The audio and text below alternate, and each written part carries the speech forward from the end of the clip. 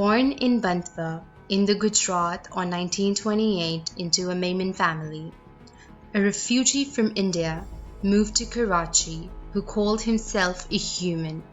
He made his identity human. He didn't have a penny when he came to Pakistan. His parents had guided him to be someone who gives, not take, even if it was difficult. He said, "I never really went to ask for charity, just stood on the footpath and even the poorest person gave me money." In his biography, he said his mother would give him 1 paisa for his meals and another to give to a poor child. When he was 11, his mother became paralyzed from a stroke, and she died when he was 19. His personal experiences and care for his mother during her illness caused him to develop a system of services for old, mentally ill, and challenged world. His mother's death made him reflect on other fellow Pakistanis who were suffering from similar illnesses. He established a free dispensary for Karachi's low-income residents. His charitable activities expanded in 1957 when an Asian flu epidemic swept through Karachi. Donations allowed him to buy a second-hand ambulance the same year, and he learned driving on it, as it was important to reach people in need, so he went to even those areas where no one else did. He never drove any other car besides an ambulance. He later expanded his charity network with the help of his wife. He quit working for Memon charity because they were only helping Memons. He feared the Memons would have him killed because of the stand he made, so he left the country in search of safety and knowledge. Edhi travelled to Europe and made his way to London via Rome by asking for donations and begging. His time in London allowed him to examine the social welfare programs set up in the United Kingdom and on which he based the rest of his charitable work. Edhi resolved to dedicate his life to aiding the poor, and over the next 60 years, he single-handedly changed the face of welfare in Pakistan. With the passage of time, he was able to organize an ambulance service in the country, which was larger than any such government owned. He ran a foundation that provided shelters to homeless, orphans, elderly, abused, disabled, and even animals. He was loved in Pakistan because he offered help to anyone without judgment and never turned anyone away.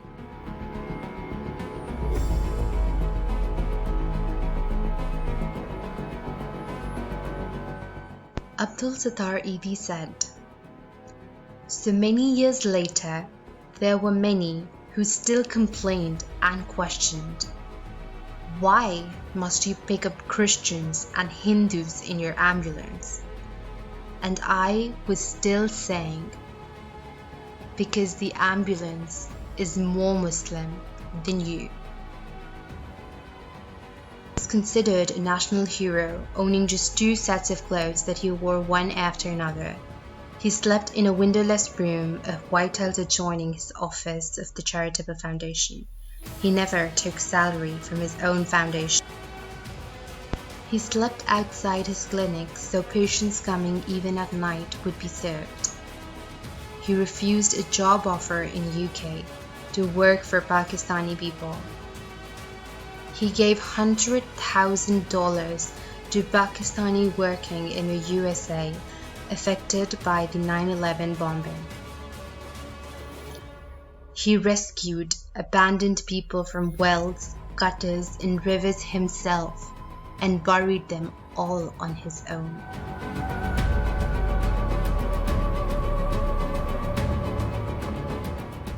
Abdul Sattar Edhi said, "Every passing day, I believe I will die the next morning, but life is extended.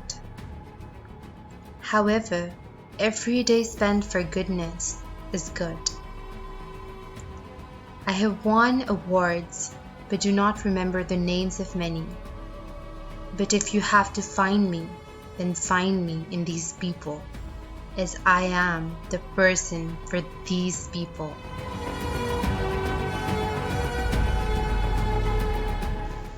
Despite his endless devotion to goodness, there came a time when Edhi's center was robbed, and the money stolen was not only the donations received, but also the valuables kept as security to the place where they were considered most safe.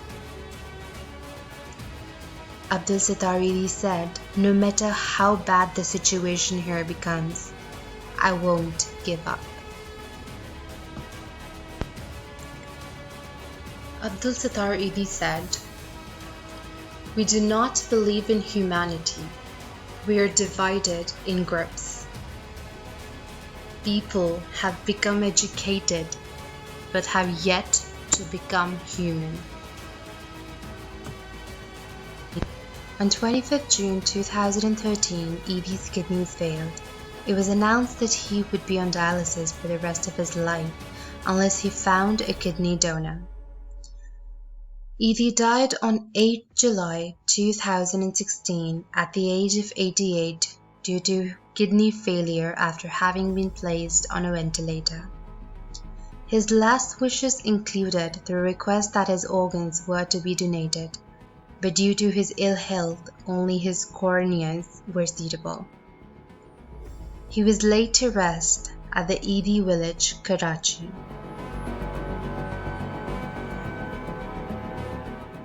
Prime Minister Nawaz Sharif declared national mourning on the day following Edhi's death and announced a state funeral for him. He became the third Pakistani to receive a historical state gun carriage funeral after Muhammad Ali Jinnah and Zia-ul Haq. At the time, he was the only Pakistani without a state authority or state role to receive a state funeral. According to Inter-Service Public Relations, state honours were given to Edhi by the Guard of Honour and a 19-gun salute. The attendees at his Janazah funeral prayer included dignitaries such as Mamnoon Hussain, President of Pakistan in 2016, Raza Rabbani, the Chairman of the Senate of Pakistan, Ishrat al-Ibad, Provincial Governor of Sindh, Qaim Ali Shah and Shahbaz Sharif, the Chief Ministers of Sindh and Punjab, Rahil Sharif, Chief of Army Staff, along with Muhammad Zakaullah and Sohail Aman, the Chief of Staff of the Pakistan Navy and Air Force, at the National Stadium, Karachi. Thousands have turned out for the funeral of Pakistani's philanthropist Abdul Sattar Edhi. He was often referred to as the country's Father Teresa, and the Prime Minister labelled him a great servant of humanity. He received State Military Guard of Honour to show gratitude to his services, and a huge crowd of people came to attend his funeral, which kept increasing and increasing. According to his wife, Bilquis Edhi, he was a person who never fought, never cross-answered, never took revenge, and had a strong belief in Allah subhanahu wa ta'ala.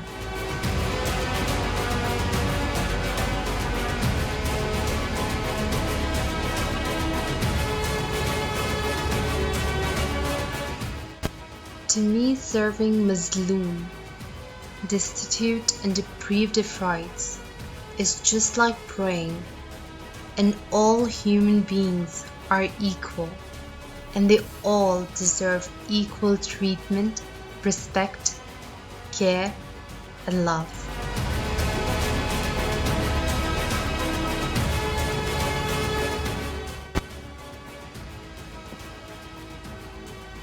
In 1965, Edhi married Bilquis, a nurse who worked at the Edhi dispensary.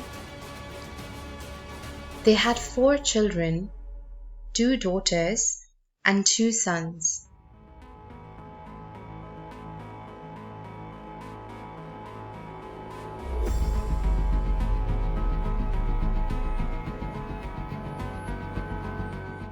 So who was the wife of Abdul Sattar Edhi? Bilquis Edhi. She was born on 14 August 1947, which is also the date of partition, the independence of Pakistan. She is a social worker, and Pakistani people call her Mother of Pakistan.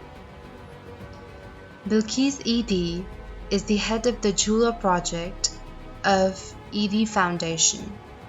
She takes care of women and children in Pakistan who are in need.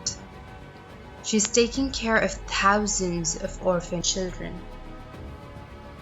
Despite the appearances on the Pakistani television, the couple lived in modesty, and they complemented each other in the lifestyle they chose for themselves.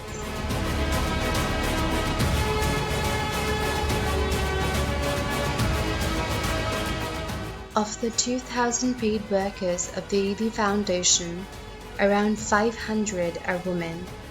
They work in various capacities in charges of Edhi centers, heads of maternity homes and dispensaries, and office workers. Moreover, several women volunteers help Edhi Foundation in fundraising. Edhi encourages women to do all sorts of work without differentiation. By the time of his death, Edhi was registered as a parent or guardian of nearly 20,000 children. He is considered to be Pakistan's most respected and legendary figure.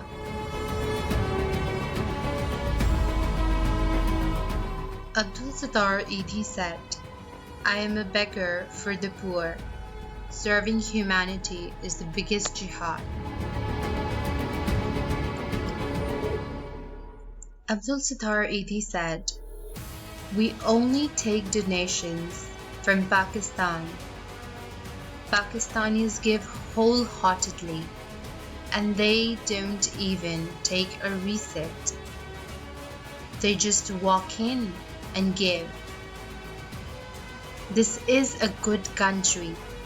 It's just run by bad people."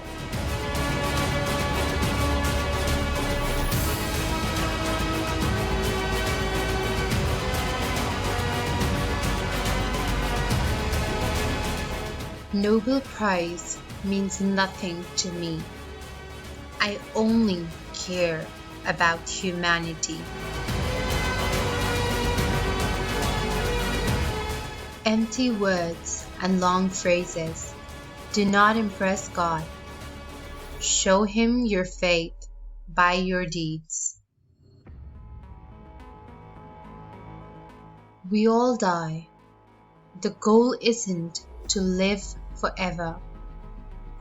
The goal is to create something that will. In this world, you can be anything. Be kind. My religion is humanitarianism, which is the basis of every religion in the world. No religion is higher than humanity.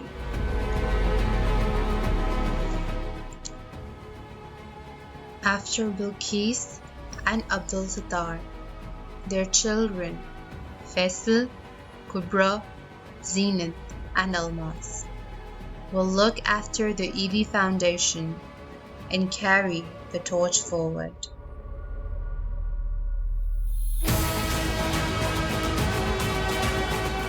A wise woman makes a wise man. Abdul Sattar Edhi is an example. Since childhood, his mother taught him about caring for others, while his wife complimented and encouraged him with his jihad for humanity. And so, he became the person whom people refer as the Angel of Mercy.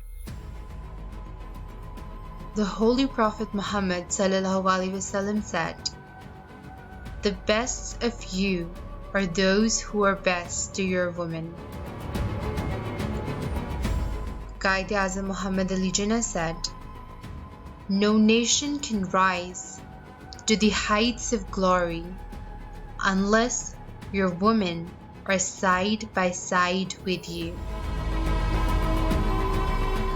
If you call yourself a Muslim or even a Pakistani, then respect your women, because he who learns this learns about kindness towards all creations of Allah subhanahu wa ta'ala and earns respect for himself.